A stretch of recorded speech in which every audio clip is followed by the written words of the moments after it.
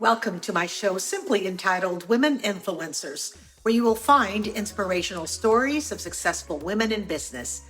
I am Veronica Malolos, CCIM, founder and CEO of the Cap Strata Group of Companies, providing commercial real estate development, brokerage, and property management services in the greater Orlando area. Today's guest is Heather Hansen, trial attorney turned speaker, coach, and founder of Belief Builders, with expertise in overcoming doubts and building unshakable beliefs in leaders and teams, a conversation you don't want to miss. Please don't forget to hit that thumbs up button and subscribe below. I welcome your comments and please share with someone who can benefit from this podcast. Hi, Heather. How are you today? Hi, Veronica. I am great. So happy to be here. If you don't mind, I want to just jump right in and ask you about your story, how you grew up in your environment and how you got to where you are today. Heather, tell us. I grew up, it's a pretty typical childhood, right? I had two parents who were amazing. They were married until my dad just passed away in May.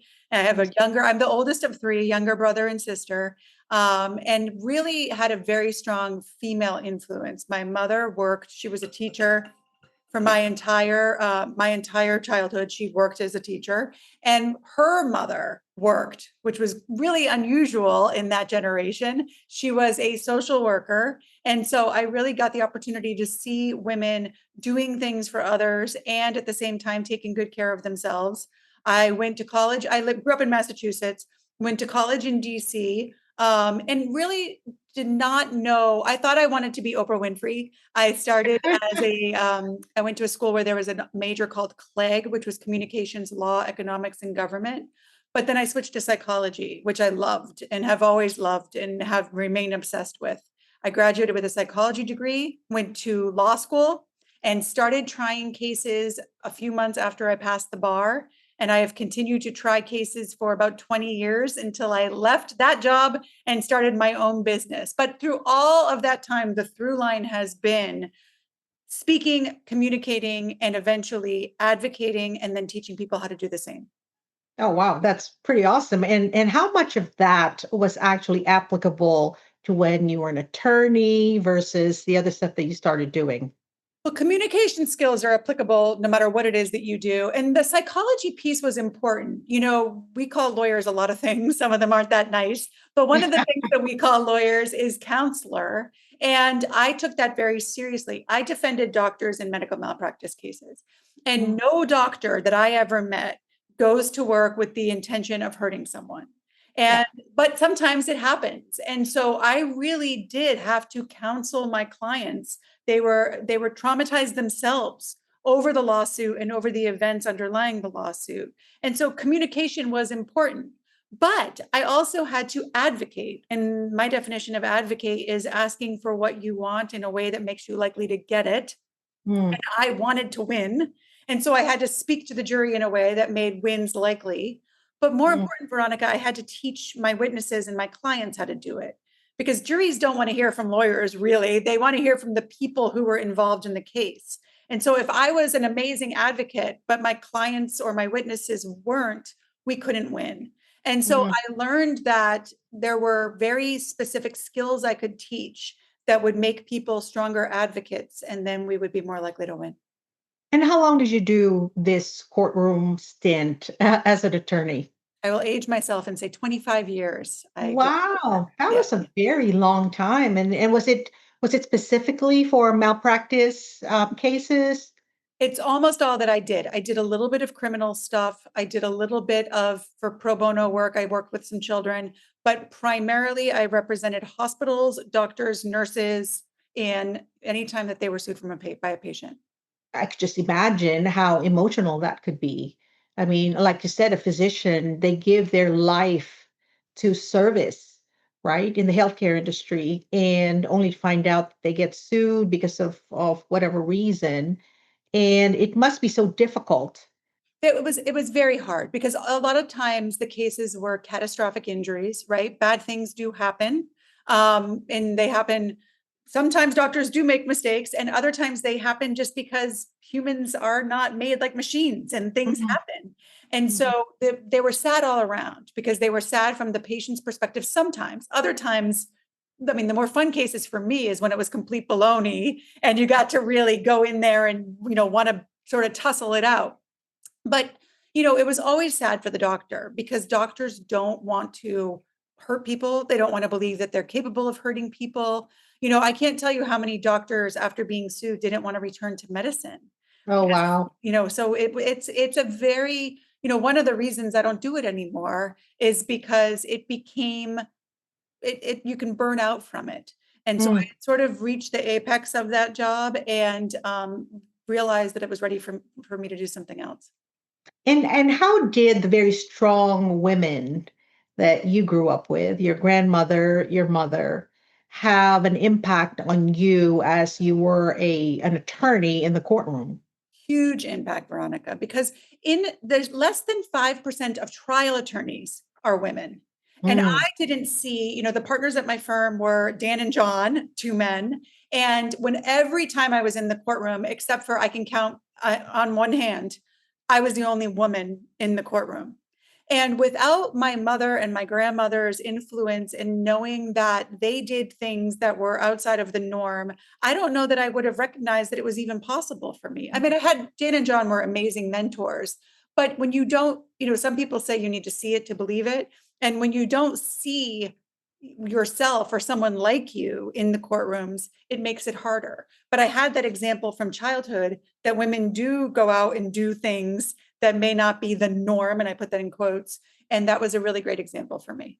Oh, that's pretty awesome, especially because you were blessed to have that, the role models that you had. And Yeah. not everybody is, No. right? It's very, I would just say that, it really is a blessing. And that's why it's so important for women like you to go on my show, for instance, and talk about advocacy for yourself as a woman and all the great things that you do out there. I wanted to ask you about a challenge that comes to mind that you overcame. What would that be? As a trial attorney, I liked it a lot and I was good at it. And as a result, I had a lot of work. And I was trying cases back to back to back to back. And I wasn't great at asking for help. And I was not good at all, Veronica, at advocating for myself. And Mm. that's something that I see across the board. Women don't tend to be as good at advocating for themselves as they are for others. And the challenge for me was learning how to do that. And I really was able to take the tools that I shared with people when they were testifying, and I tried them out for myself. I tried out, well, what happens if I do ask with delight instead of resentment or anger or frustration? Is that going to be more effective? And it was. And what Mm. if I do know my jury, and I put that in quotes, the people who am asking for something of, and speak to their issues? Will that work? And it did. And what if Mm. I tell stories and use evidence to support the ask? And it worked. And so I was able to go from back to back trials, totally burning out. I was a legal analyst for television for a while, and I just started doing that work and I wanted to do more of that work. And it was only when I learned how to advocate for myself that I was able to take more time to ultimately become an anchor at the Law and Crime Network because I Mm. advocated my way into that position. Wow, that sounds amazing. Now, you, like me, are in a very male dominated industry. Do you think that men actually also think that way sometimes? Do you have clients who are men? I do. I have plenty of clients in the courtroom who are men. I do have some clients in my coaching and consulting business who are men. I think men's challenges are different. I think that so there's research that shows that with power, your brain changes and you Mhm. lose some of your cognitive empathy. You lose some of your ability to see things through other people's eyes. And that makes sense because, in the primitive monkeys, they don't need to worry about the other lesser powerful monkeys because those monkeys aren't protecting them. But the less powerful monkeys need to worry about what the powerful monkey sees and what they care about. And so a lot of times I work with powerful men who aren't the greatest at seeing things from other people's perspectives. Yeah. And women tend to be good at this, probably also because of evolution. We had to be good at it. We had to be concerned about, the more powerful people. What do they see? What do they want? What do they need? And children as well. We Yeah. get to be worried about that. And so I think that men and women both struggle with advocating sometimes, but they're different struggles. Yeah, well, that makes a whole lot of sense to me. I really good segue to asking about influence because you've spoken about clients who are in your coaching business right now. You're coaching clientele who may be men or women.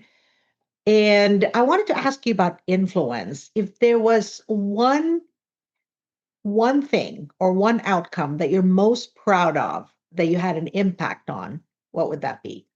I think, when you asked me this question, the first thing that came to mind, so I think it's the best thing to share, is I had a case one time and it was a male physician. And I worked with him about advocating, about talking to the jury and telling stories and using metaphor and all the things, using evidence, all the things that I teach to influence the jury. And we won that case, and that's great.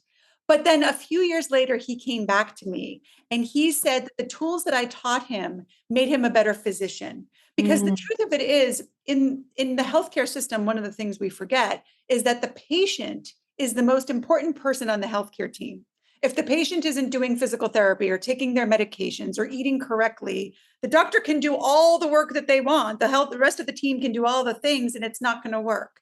And this doctor used the tools that I taught him to use in the courtroom to influence his patients to make those choices and to be that active part of their healthcare team. And so yeah. that filled me with a lot of emotion because not only did I help him, but in a roundabout way, I helped those patients become healthier. It's an amazing impact for sure that reverberates not just with your client, but obviously everybody else that they touch. Yeah. So thank you for that. So, Heather, let me ask you if there was one piece of advice that you could give to our audience today, what would that be? Choose yourself and then advocate for that choice. Mm, I think a lot of times we're waiting for someone to come along and choose us and save us. And no one is coming to save you but you. And that's actually good news because no one knows your talents and your passions and your dreams better than you do.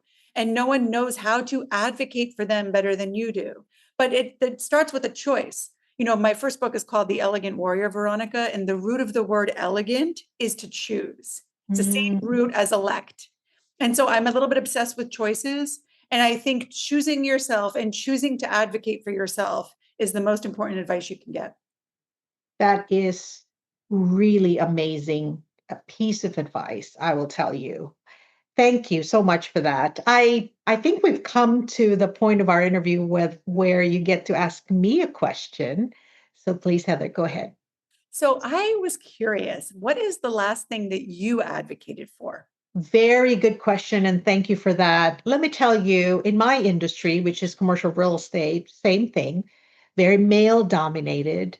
So, what I've really been advocating for recently, at least in the past maybe 2 years, is wealth building for women. And I'll tell you that just like what you talked about, women are not really in tune with wealth building. And I think perhaps it's just again evolution, right? We care, we take care of our families and our children, and oftentimes we forget to take care of ourselves. But then I see it happen now that I'm in my 60s. I see it happen where someone loses their husband.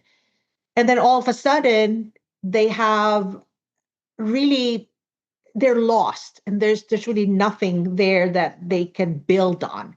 And so I advocate a lot for wealth building for women, especially because in my industry, it's commercial real estate.